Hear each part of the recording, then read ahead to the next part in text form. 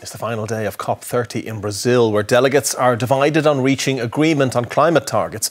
Ireland's Minister for Climate, Darragh O'Brien, said the draft document is wholly unacceptable as it lacks ambition in tackling greenhouse gas emissions. Well, our environment correspondent George Lee is at the conference in Belém and joins us now. And George, a week ago, great optimism about a breakthrough agreement being made. Where are we at tonight? Well, we're at the crunch stage, really, Ray.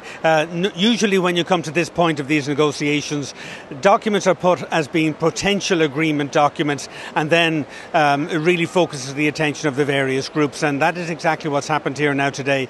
This document, which was produced early this morning in Belém time here, has really set the cat among the pigeons among the Europeans, the Colombians, and a lot of people who want to see carbon or a roadmap for fossil fuels to be included, to eliminate fossil fuels to be included in this document. There was no mention of that. There's no mention of real significant ambition in terms of increasing what countries would do to reduce greenhouse gas emissions, and so very little in terms of adaptation apart from providing more money.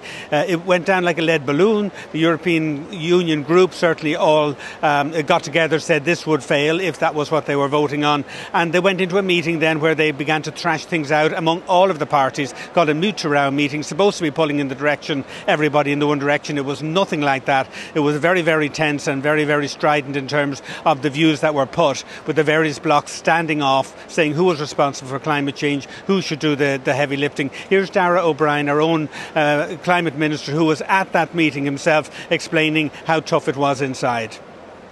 I think you see the Arab nations talking about them deciding what fuel sources they will use, i.e.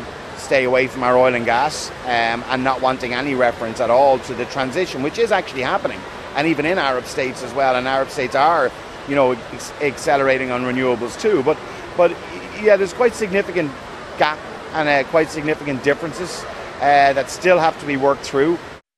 So it sounds like a lot of work has to be done. George, thank you for joining us from Belém.